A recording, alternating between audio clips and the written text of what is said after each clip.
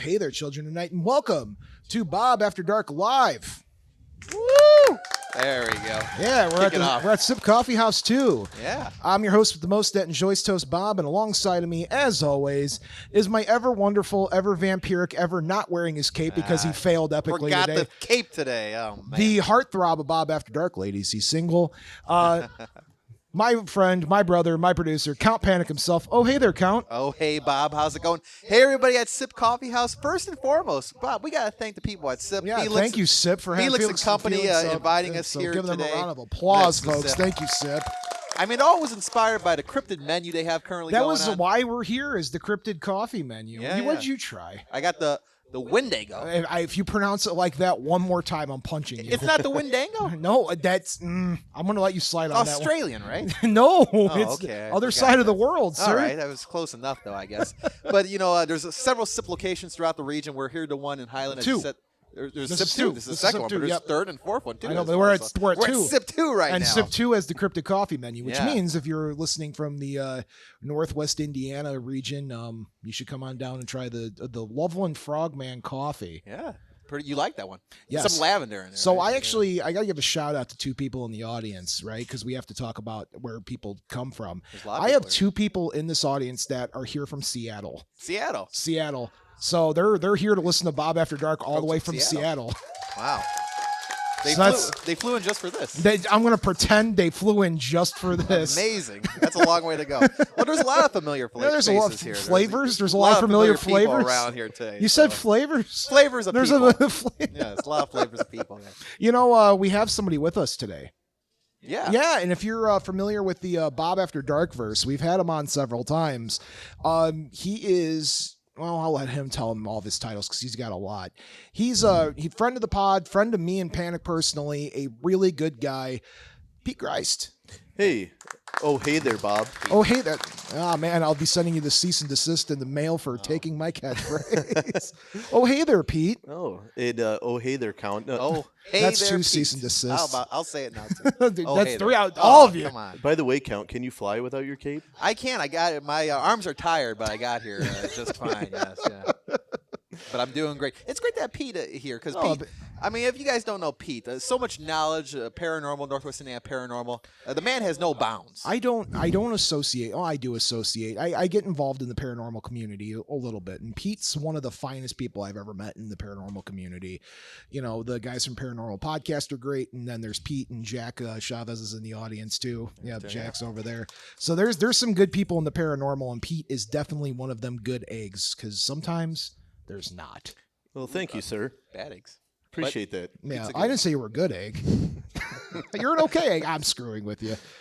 All right. So Pete, what is your gig? What do you do? What's your thing? Well, I got involved in this back in about 2012. I was always into Halloween, big time.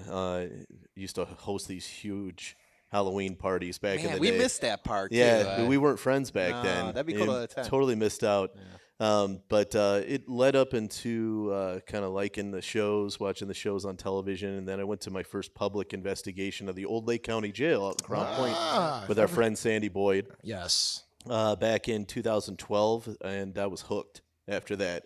So myself and a friend, Jenna Parker, we ended up going on. She was a teacher at the school that I work at, and Griffith High School.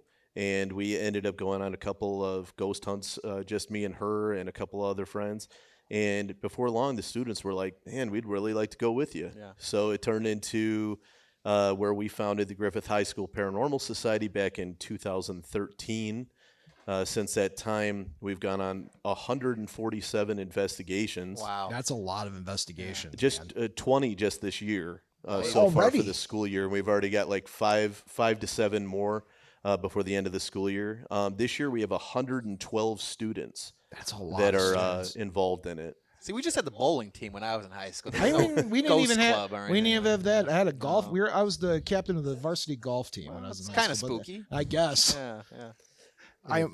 Fun fact, I hold the Indiana Sports Authorities, like high school sports authority. I hold the most amount of injuries in males golf. Well, let's give it a hand for that. Yeah, that's pretty good. That's not bad. I once got bit by a snake. I fell down a hill. Somebody hit me with a golf, but that's beside the different point. Story. Now, we talk about it on the podcast from time to time. You're like a pioneer when it comes to like a high school club, because we didn't have that. So like, what was your process with that? Well, just when they came to us and we're telling them about different things that we did, different places we've gone. Plus, I've always been a real student of history. I love history. And, so there's actually an educational aspect to it, but also I'm into public service and charity work, social work, things like that. So this also gives us an opportunity after they do the historical tour, after they do the investigation, gives them an opportunity to give back by donating towards their continued operation and restoration efforts of the different historical places we go to. Also, they've completed different projects. Every year we go to Oak Hill Cemetery in Hammond. We put flags on the graves of American soldiers. Nice. So there's been various other projects that we've done, but that translated into eventually a lot of the parents that were going on these, because we have a lot of parents that are involved, which is awesome. Parents and staff. It turned into me becoming friends with those individuals. And then we were like, hey, let's start an adult group. And that's where Northwest Indiana Paranormal came about in 2018. Wow. Yeah, that's amazing, man. Yeah. Now, if people because I think that's a great thing to have, because people are probably curious about going to investigations, but they don't know how to go about it. They don't want to go alone. So if you join a group, geez, it's set right there, right? It's easy. Yeah, and it really is very important. I see people that are online and they'll be like, hey, I just want to get involved, and then you see some stranger on a site that's saying, hey, yeah, come on, I'll pick you up on my way over to Indianapolis, and that's not really the safest thing to do. The best thing to do is to always get to know people first. Go to some public investigations, to figure out what's going on, but then eventually you can join up a team or start your own. But as for us, you can go on Northwest Indiana Paranormal's Facebook page, and then we actually post the different places that we go, and you can bid on it. You can, underneath of it, say, hey, I'd really like to go, and we'll save you a spot. And we'll even provide transportation if you need it. That's great. Before we continue, because today we're going to be talking about some Northwest Indiana paranormal spots, because, well, here we are in Highland, Indiana itself. But before we begin, I wanted to touch on something that I find very fascinating, because you said you're a student of history. I feel like, and maybe you can agree with me, and Neil and Steve could probably chime in, there are three types of people that get into the paranormal, I would say, right off the bat, right? So you have people that are really into history. I would say that there's people that are into like the scientific aspect. I want to build equipment. And then there's there's the Dr. Ben Vanderson way of getting into the paranormal, which is totally different than the other two. Oh no. Sitting right next to me. So do you agree with that? Oh, absolutely. Absolutely. You guys agree with that? Yeah. Science, history, and the others. Yeah. So that's so we're going to talk about tonight some of the spookier stuff here and around Northwest Indiana, and I'm going to pick you out here because according to you, because there's some guy that hosts a show called Panic in the Region. Not you, not me, not you, but there's some guy. Yeah. What do you consider the region for people that don't listen, that aren't from the area? Because fun fact, we're the #1 paranormal podcast in Costa Rica. So Costa Rica is going to be like, facts. That's a true fact. I didn't make that up, by the way. That's not part of the region, though. No, it's not. See, I'm very generous. I made up that fact about us being the #1 paranormal podcast in Costa Rica. Know, right? They don't know. I'm very generous about what I consider a region. I know a lot of people say it's just the main 4 cities: Gary, Hemi, Chicago, Whiting. I go way past that. Some people say it's stops at Munster and Highland. I go even further out. I'm talking about Couts, Bob. I think the region stops at Couts. It's got the 219 area code. Even the folks here in Illinois. I mean, the Cal City, Lansing area. We got Homewood in the house tonight. That could technically, the original oven at Aurelio's, be considered part of the region. Oh, yeah, get that original pizza from the original oven at Aurelio's Homewood. Facts. They're not a sponsor. They don't sponsor. Aurelio's Pizza, if you're listening to the show, your boy's desperate. Slide into these DMs. But I'm pretty generous with it. I don't know. Where do you guys think it stops? Crown Point. Okay, that's pretty generous. I'd probably say like any county that's adjoined to Lake County. You guys are crazy. Okay. Yeah. Nah, man. You go as far out as Crown Point, go out to the square. Past the square is just lawless wasteland. But the thing with the Northwest Indiana Paranormal, you guys do sometimes venture out even further. Oh, you down guys are past all the over the region. place, man. Yeah, we've been to Ohio, Indiana, or I'm sorry, Illinois, Michigan. This year we have plans to go to Iowa and Pennsylvania. Wow. Oh, that's great. All over the map. All over the place. Yeah, each year we try to add new locations, go a little bit different, and obviously that's with the adult club. Even with the kids group, we always try to add a couple different locations, which we just did this year. So we're going to finish strong with some new places for them to investigate. There's no shortage, though, here of places to investigate. Never. The region, though, right? Never. And we're going to get deep into that. And you keep finding out more and more, too, because there's places that you're pulling up that I'm like, I never even thought of that before.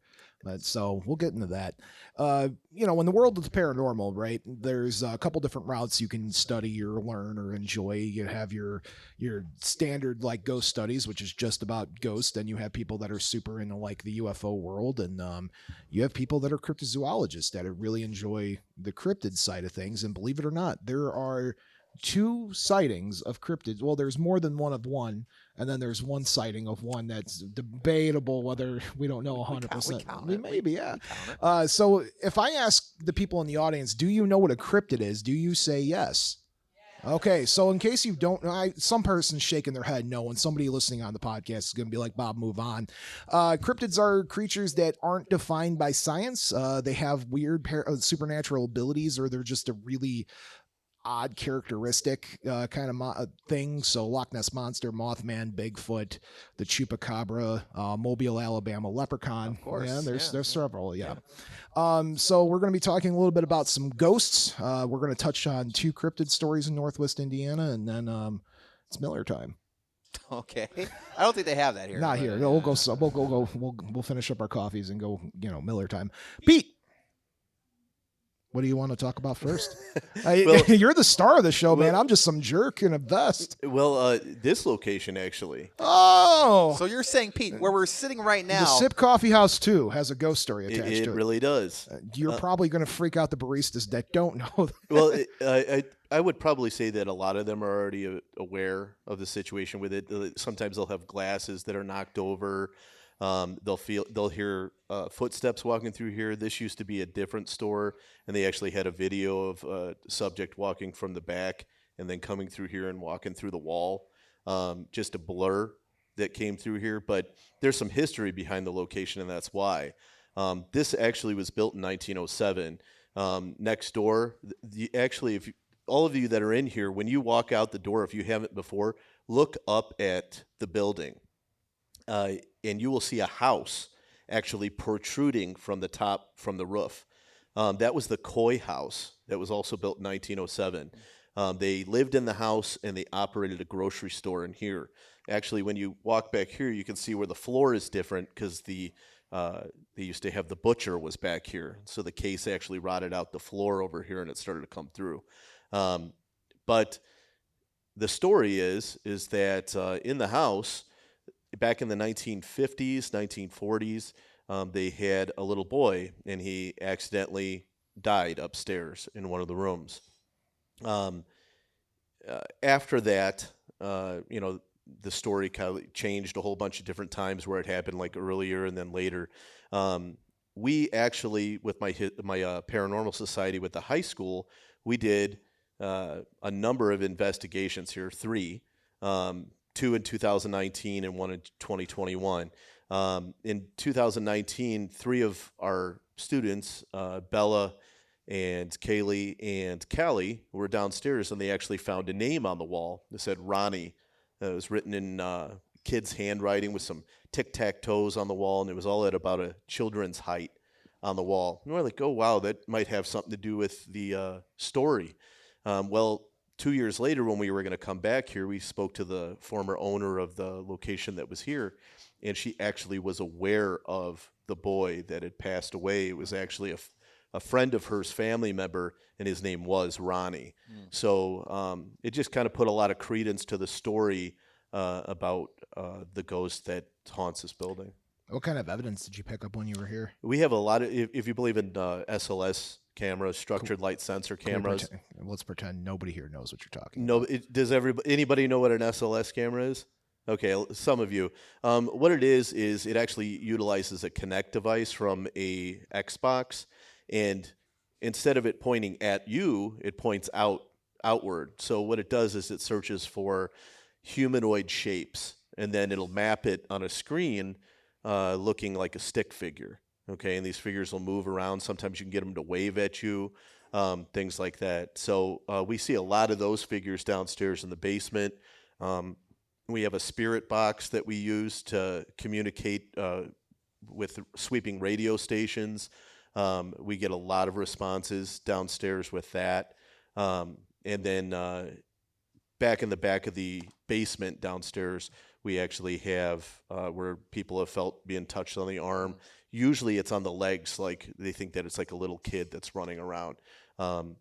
If you go on the other side, that used to not be there, but when you do the steps up, it used to be the front steps actually leading into the house. So that's where that kind of stuff begins. I got to ask, too, before we move on. When you go to these places, can you sense right away what places maybe have some not so nice, we'll say evil spirits compared to like some fun-spirited spirits, I guess you could say. Right when you walk in, can you sense that or no?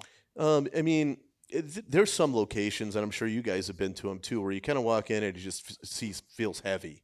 You know, this one doesn't feel like this. This feels like more of a, like a child type spirit. And the things that when we've reached out and we've tried to talk to people through the spirit box, through other methods, it usually is like a childlike response. Okay.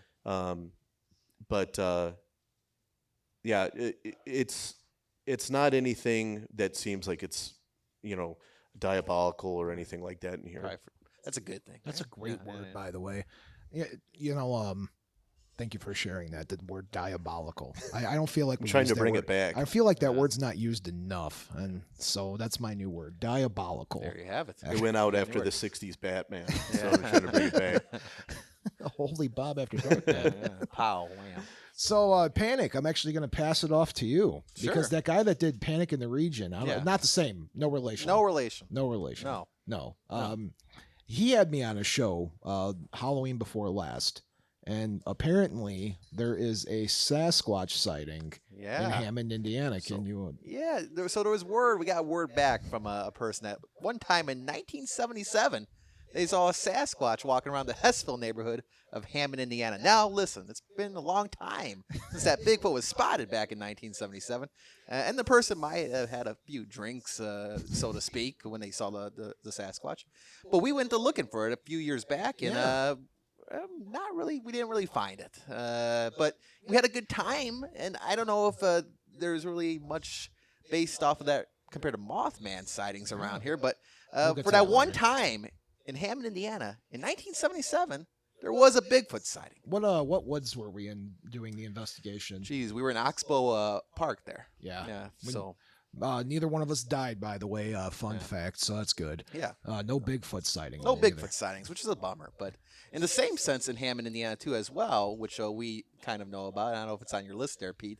The old WJOB radio studio. My favorite paranormal place of all time. Really? Your favorite of all time? Look, I have a top 3 of my favorite places to investigate. And I don't want to take away from Pete's time because we have him as a guest. He drove all the way here from Griffith. It was a long trip. Ride. That's a tough trip. But my top 3, I gotta say, number 1 goes to old WJOB studio because I had my Moby Dick moment investigating, and I'll talk about that later. I'll talk about that later. It's right behind the Chevy dealership there. We since moved down the road, but the tower's still there.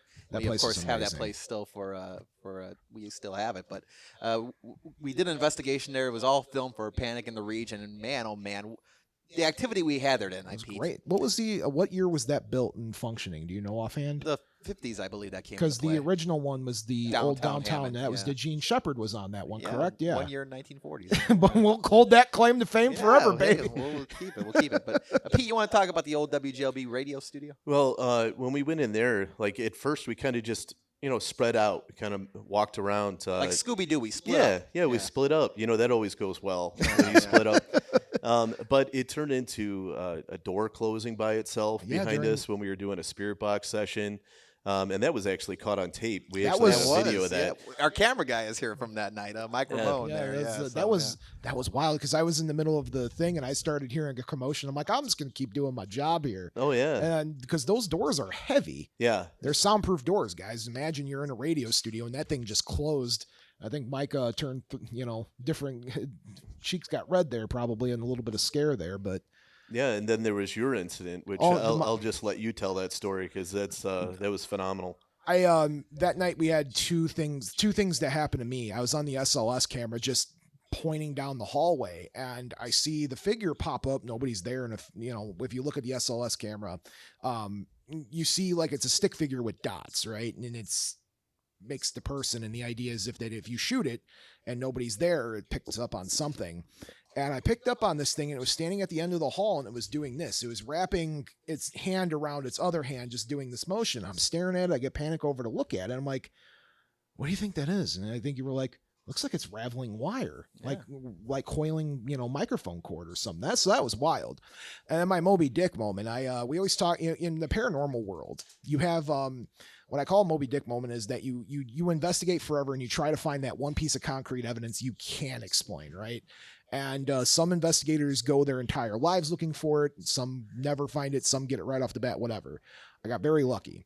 Once upon a time ago, there was a DJ at WJOB Studios by the name of Preacher.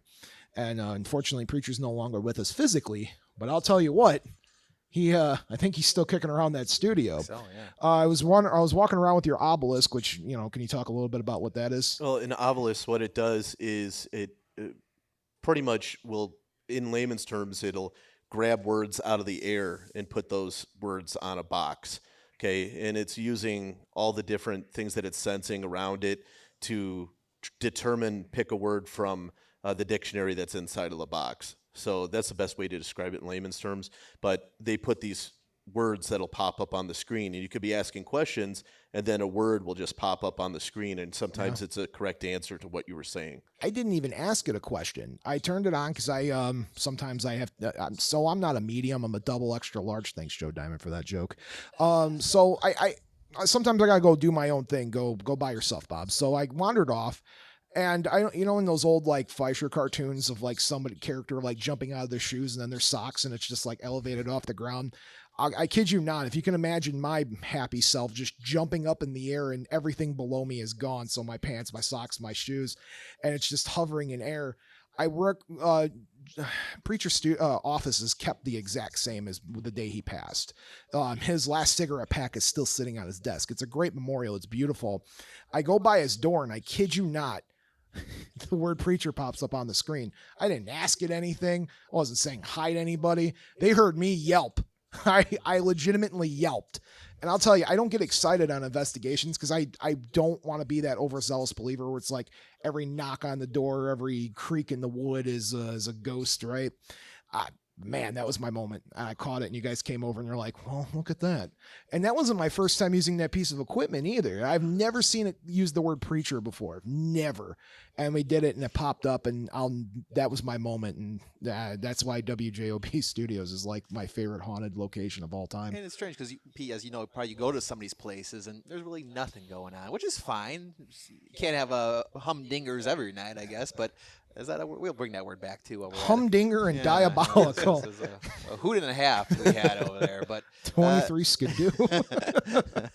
But sometimes you do go to some places and there's just a whole bunch of activity. Yeah. Yeah, if you went every single time you went to a location, there was like activity going on there. That's pretty much I would say somebody's faking stuff if that's happening. Because sometimes you'll even go to, somebody will say this place is one of the most famous haunted places, and you'll go there and you'll get tons of activity the first night. The second night, absolutely nothing. Depends, right? Things like that. So Nothing it's like not always going to happen, and it involves a lot of sitting around doing absolutely nothing except for listening.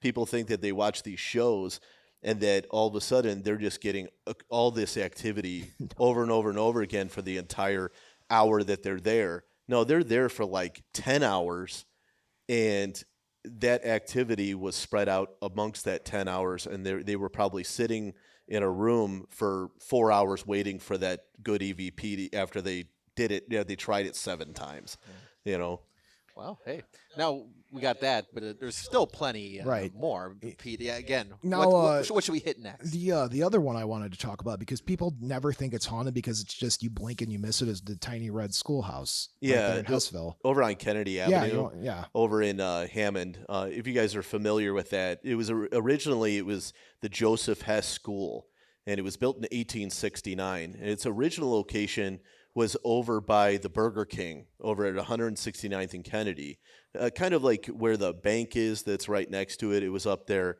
in that area. So it operated as a school all the way till 1896. And then after it closed as a school, it became a funeral parlor, a dance studio. They even had a celebration when William McKinley became the president there. How about that? And then it became a private residence. So somebody came in there and put some walls up and actually lived in there for a while. Well, in 1971, they were getting ready to tear it down, probably because they were going to build the Burger King and other things there. What's more important, right, than a burger? Yeah, the Burger King historical building, stuff like that. So luckily, some people stepped in, residents all donated, and they actually moved that building over to Hessville Park in 1971. So they built a basement for it, and they put a little addition on the back. And to this day, it's a great place that you can come and visit. In fact, before it became a residence, somebody sold all the desks that were inside of it. And then when they moved it, somebody came back and said, hey, I bought all those desks. You know what? You can have them back. Nice. And so they brought them back in there. They actually have the original 1869 desks on one side, and then some that you can sit in on the other side. It's a neat place too. In the basement, there's some artifacts. I've never been, man. I'm telling you. You gotta go. We gotta talk to Pete. You definitely gotta go. We were trying to do the investigation there the one time, but unfortunately things didn't pan out. But man, we gotta. So what kind of evidence did you get in there when you've been in there? Well, there is actually the best EVP that I've ever gotten. EVP is electromagnetic voice phenomenon. And splicey, Bob. I'll put this in the podcast so you guys can hear it. So, but that's just an editing note. Don't pay attention to that. It is the best EVP that I've ever gotten ever received, ever recorded, going back to 2013. And it was actually collected by my high school group. We were in the basement, and essentially how you do an EVP is you have a digital recorder. People think it has to be the most expensive one. No, it doesn't have to. Actually, my best one cost $20. So we had it on the table. You ask a question. You wait about 10, 15 seconds. You ask another question. Everybody's quiet. Nobody moves around. Nobody whispers. Nobody even drags their feet anywhere. Then you play it back, and sometimes there's answers to your questions. You'll hear a voice that you didn't hear audibly, but it comes records on the tape. And we actually got a Help Me, which is I consider it to be a Class A EVP, which is the best ones that you don't have to stress to listen to. You don't have to amplify. It just came out on there. So I'll give it to him, and he'll put it on the podcast on the recording. Yep, 100%. And I can play it for you guys after this as well. No. They have to go listen. Oh, they have to go to the podcast. Yeah, you have to. That gives me foot traffic, guys. Don't be chipping me out of foot traffic. Well, something like that says "Help Me" when you're in Little Red Schoolhouse. That sounds a little more menacing to me. Like there's something going on there that's not right. Well, I mean, with that history over there, you never know what was there before that schoolhouse was moved there. It doesn't necessarily have to be something that happened in the schoolhouse. It could have just been something there. And a lot of times when we're trying to reach out and talk to people in that area, like with spirit boxes and other methods, they make a lot of responses that have to do with something important happened there. So you never know if who lived there, or if, because think of all the kids that came through there. Yeah, right. Maybe that was the happiest time in their life for them to be in there, and they just keep coming back. They also could be trapped there, man. They could also be trapped. Yeah. But we get a lot of things from not to use the word again, but a preacher. But it's like a pastor, and he's very fire and brimstone type pastor. He tells everybody, pretty much to listen up, to quiet down, and repent and things like that. Because for a while, it was actually Sunday school was held in there as well. So you have a whole bunch of different characters that were part of that building and came in and out, and they might be still coming in and out. It's I hate to say the word portal, but it might be a train stop, for the paranormal that people keep coming and going from there. Richard Peele calls it a window area. It's a window dimension from one to the other. It's where the famous line of Count Panic. Come on, you could say it. What? Thinnest. Oh, the veil is at its thinnest. The veil is at its thinnest. Yeah. There you go, man. The veil is at its. I passed it. It's just in that section. Man, I passed it to you, and you didn't even take it. I forgot what the veil was. You dropped it. We're in a dropped the ball. Right Good job, now, Count Penny. Yeah, jeez, you're killing me. Killing it. Actually, one of the scarier things that happened there, we were in the back. There's a back door that used to go outside, but now it goes down into the basement. And myself and two students were standing by the door because it sounded like somebody was coming up the stairs. So we're standing there, we're kind of listening, we're calling out to it. We've got an SLS camera, and we're, hey, you want to talk to us again? Because you do get a lot of disembodied voices that are just not picking up on a tape, but you're just literally hearing somebody talk in the room, and there's nobody in the room with you, things like that. That's a disembodied voice. So we're sitting there, and then we heard a child giggle from downstairs. I mean, normally children, giggling or something like that wouldn't be scary or something like that. But if there's nobody downstairs and you're hearing somebody giggling, that kind of stuff, pretty much they were pushing each other out of the way to get away from the door and everything. Everybody heard it at the same time. Absolutely not. Nope. That's a nope on the Bob scale right there. I'm out. Bye. That's it. I guess so. Dolls, giggles. I'm good, man. Well, we gotta travel a little down the road here now, Bob, because I think who's here from the region? Is a good amount of people from the region here. Okay. There's somebody from Seattle. A couple people. Oh, Seattle, yes. But when one of the first things that people go to check out when they hear it's probably many of us, my first time going out to something paranormal. Reader probably Road? Your first time going paranormal. Pete, you're a Griffith resident, so probably your first time. Reader Road, which is more so like a bike trail right now, but Reader Road is probably the go-to first stop for anybody that wants to deep dive into the paranormal around here. What can you tell us about Reader Road? Well, they have the story that is actually, a lot reused over and over again about the lady in white walking down. However, Elizabeth Wilson is what it's centered around. And supposedly back in to back up a little bit, you used to actually be able to drive on Reader Road all the way from Colfax into Maryville. It went all the way through there. At one point, it became supposedly a dumping ground for the mob to go out there and dump bodies out in the middle of the woods. It was a small 2-lane road. Eventually, they shut it down on one end, and it just turned into an overgrown path that you really had to go through spider webs, everything like that, to just find where the path was. Eventually, they turned it into a bike trail now, and they actually repaved the exact route that it used to go through the woods. So now you can ride a bike through there and walk through there on the path. However, because of the things that happened before, including the story with Elizabeth Wilson, some people believe that it's still haunted. Now, with Elizabeth Wilson, supposedly she got in a fight with her boyfriend back in the 1950s, got out of the car and started walking down the street. He got mad, he took off, and then she wasn't seen by somebody else who ended up hitting her with their car. Ended up getting thrown in the swamp on the side. So now people say that when they could still drive through there, that they will drive through and then they'll see a woman in white that will ask for a ride. She'll get in your car, and then when you drive by Ross Cemetery, where she's supposedly buried, she just vanishes from the car. Have you ever had anything out there happen to you, or is it kind of just for the lore of it all, you hang out over there? The only thing that we have is we do have a picture of before they put the bike trail in, and it actually has there's like something glowing in the middle, and it has beams of light coming out of it. So oh boy, we got orbs. This isn't an orb though. Oh, it's an orb. This actually has like the things there. Bob's not believing. Wait till you Bob's see the picture. That's some dust, man. Oh, wait till you see the lens. picture. Wasn't there? I think weren't we out there that night when there was a photo of I was sitting on a bench, and wasn't there like something looming over me? Or behind you. We couldn't figure out whether it was a tree trunk we didn't know or whether it was a. I picked up some stuff when we were out there, but whatever's out there is used up energy. That thing is tired of being bothered. If somebody asked me what I thought was the most bunk place in Northwest Indiana to go investigate, I would tell you Reeder Road. All hype, you're saying. There is 2 paranormal stories out of Northwest Indiana that are complete and utter bunk. That's a good word too. Yeah, bunk. There. We all had a word tonight. Yeah. What's the other one? The Gary Witch. Oh, well, the Gary Witch was on a swing set. No. You could talk all about that at the end of the show. So. We got a little bit of time left.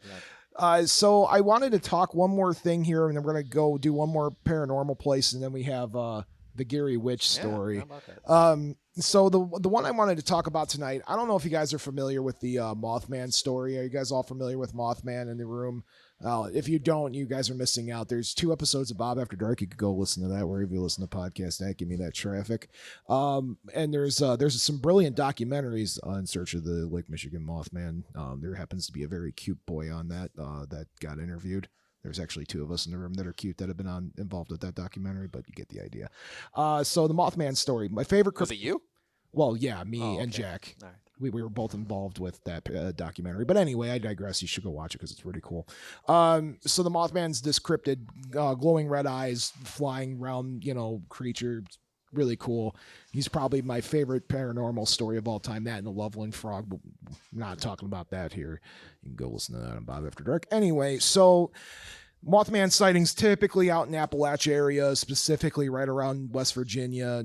Point Pleasant's a very popular place where he's been sighted. That's where the main story is. However, there has been sightings up and around Chicagoland, all around actually. Fun fact, I've seen them. There's a great story you guys can go see that. Watch that documentary Small Town Monsters put out last year, again in search of the Lake Michigan Mothman. Great stuff. I'm not going to share my story here about that one, but so there's been really cool sightings in Chicago downtown proper. Mine was on, if you count Homewood as a place of a sighting, mine was right there on the expressway over the quarry.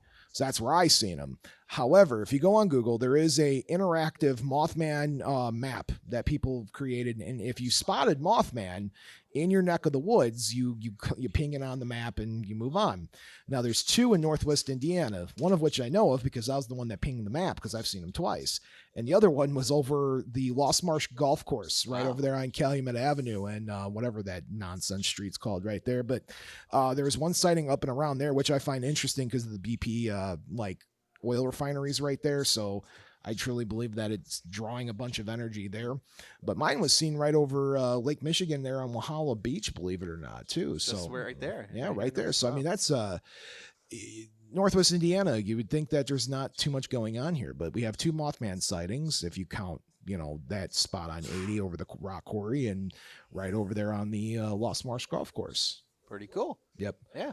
Well, some say you were Mothman, though. It was brought up that you were a Mothman. Okay, fun fact. I can disprove I'm Mothman right now.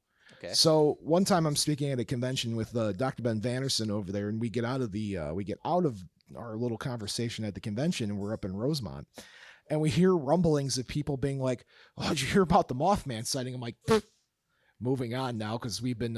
I will just say we were under the influence at the time. And I kid you not, the next day I had people sharing articles that there was a Mothman sighting at the convention center, like across the street at the parking garage. That over the parking garage, yeah, there was a sighting there. And I'm like, of course I missed it because I'm here. Yeah. And he's just dropping by to say hi. Yeah, never seen you both in the same place, I guess you could say. No. Okay. Is that where we're at? We're going to leave it at that. All right. We have enough time for 2 more stories. Pete, tell us a little bit about the best place, in my opinion, in Northwest Indiana to investigate. That's not WJOB because that's invite only. We don't open that up to people. We can't. Yeah, get that asbestos if you want mesothelioma. Hit us up. But in my opinion, the most coolest place that you can go publicly for an investigation is the Crown Point Jail. Can you tell us a little bit about that? Yeah, I mean, that originally was built in the 1800s, the beginning section, and then they add a little bit onto the back. But what it's known for the most is the escape of John Dillinger in 1934.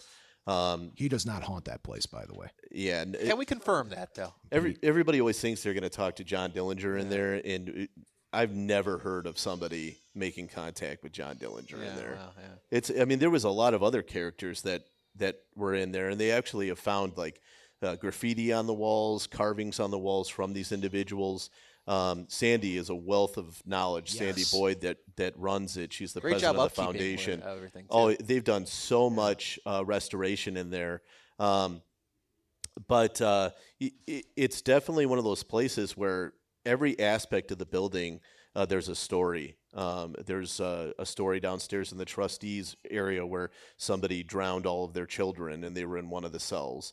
Then there's another one that has to do with another priest that's upstairs in the federal area, which I think is the most haunted section is the federal area that's upstairs because you have the most, again, diabolical people that are in that area. But then you have the juvenile section that's upstairs. They used to have the juvenile section was actually in there, not like where they have LCJC now. Right. And all the windows are still busted out of the upstairs from where one of the kids started a bed on fire to try to start a riot, and they had to bust all the windows to get all the smoke out after they put the fire out. So that place is really like a time capsule. It like obviously debris and stuff. It's gonna age, but man, you go there and you can legitimately tell like where everything was at. Mm-hmm. It's mapped out perfectly. It is one of the few, like you were saying, the juveniles were housed there. It is one of the few jails where all three, the men's, the women's, and the juveniles, are all easily accessible too. Like you can go and we have the story of Count Panic playing poker in the ladies' common room. I was a fan favorite there. You were, listen, you're a fan favorite wherever you go, but happened to be the ghostly variety of young ladies that were super interested in you that night. And I'm happy to help. We set up a K2 meter there. Shout out to Don Bernanke, one of the finest paranormal investigators I've ever met. Really, between Don at Crown Point and Pete and Griffith, there's really, I think those are the only two high school ghost hunting. No, Don's absolutely brilliant. But we were there with Don once, and Don's like, "Oh, you want to see something cool?" And he sat down, and we had a pack of cigarettes, and Tony Panic here sits down. I called you Tony Panic. Tony Panic. God, my mouth is bleeding. He just looks like him. It's something like that. So we sat down and we put the card out in front of him, and there was cards dealt around. And Don went around with the K2 meter, and the K2 meter basically, if it's a little meter, and if you've probably seen it in the movies, if it spikes red, that believes that there's a spirit nearby. And it went around, and he said, "Who has the high card?" And whenever it would ping the highest is where you would see where the thing would supposedly be.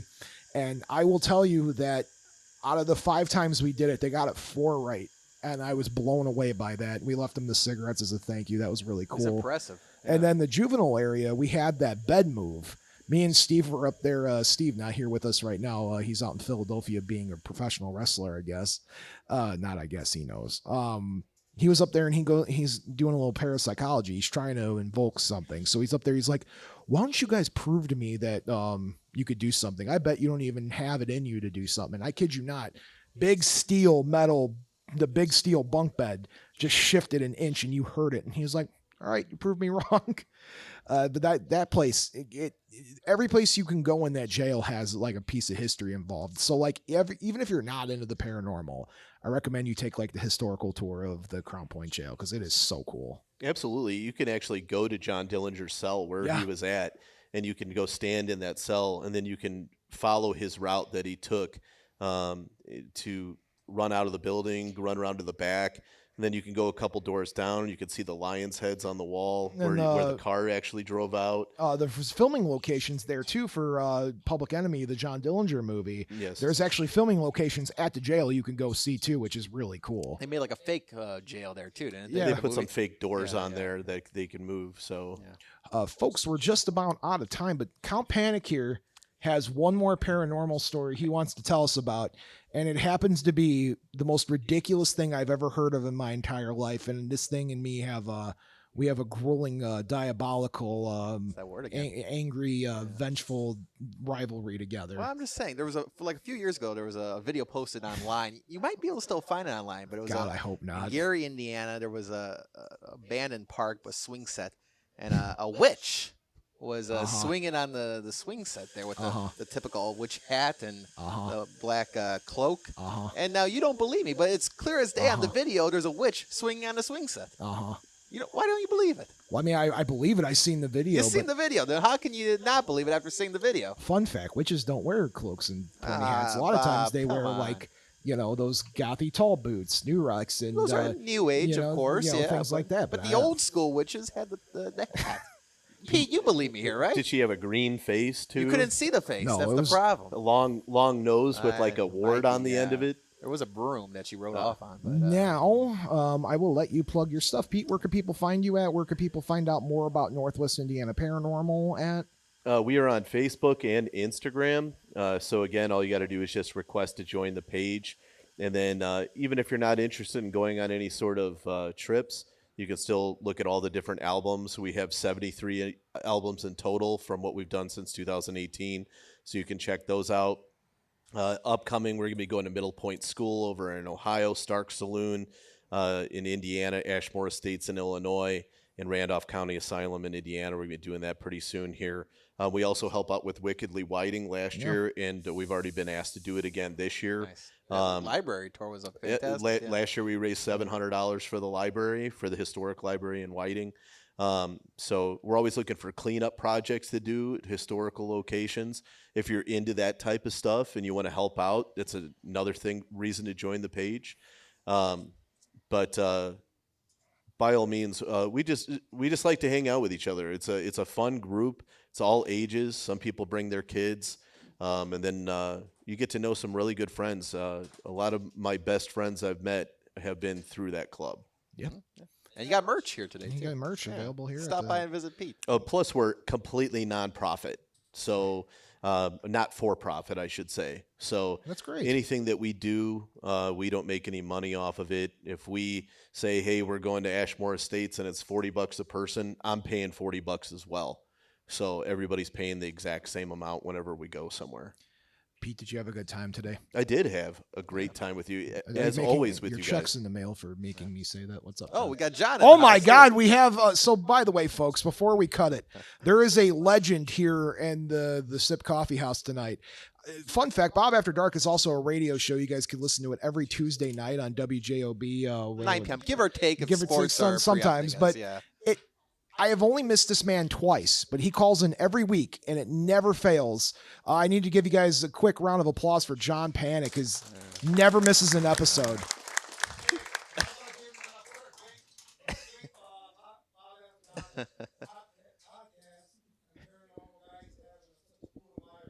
Oh.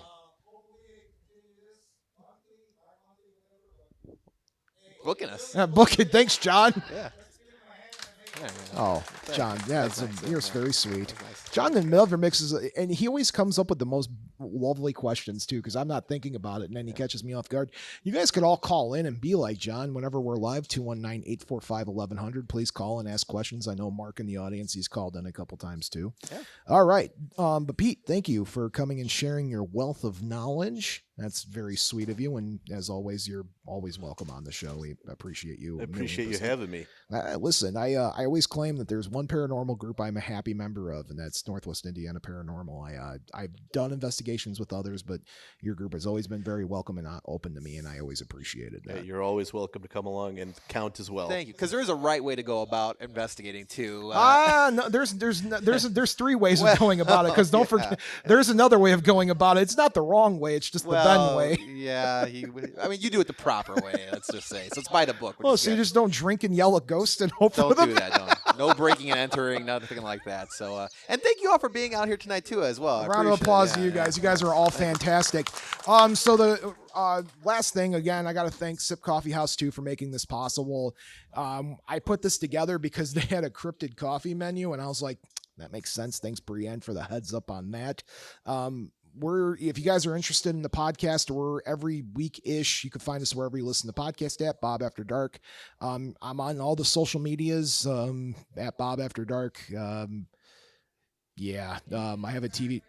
Yes. Oh, I have a merch booth. I have a merch booth, by the way. This place is open for a little bit longer, so drop by the merch booth. Support your boy. This is my full-time job, so, support your boy. I appreciate that.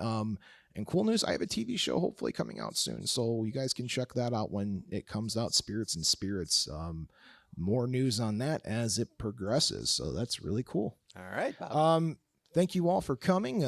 Pete, I need you to give a quick proverb or joke or a thing. You know how it goes. I always make the guest give a piece of advice or a quip. Well, it doesn't have to be funny. It could be anything. You could say, don't play with matches, and we'll move right on. Well, we always want to do things safe, right? Right. So you always want to have permission to go wherever you go to investigate. You want to make sure that you show respect for the place when you go there. And always make sure that you support them financially, too. Absolutely. A lot of these places need help, so we appreciate it. Thank you, Pete. Count Panic, do you have anything to say for the audience before we go? The veil will soon be thinner than it is right now. Oh, spring equinox is coming up, my friend. Yeah, there you have it. All right, folks. Thank you for watching, being live here at the Bob After Dark Experience Podcast Bonanza. I'm still trying to figure out a word for this. To my mom, I just want to wish you sweet dreams. Dad, wherever you are in the universe, I hope you're happy and comfortable. And to the queen of the night, I hope you have the sweetest dreams of them all. Good night, everybody. And remember, the two most important rules of Bob After Dark are not all who wander are lost, and as above, so below. Until next time. Thank you all.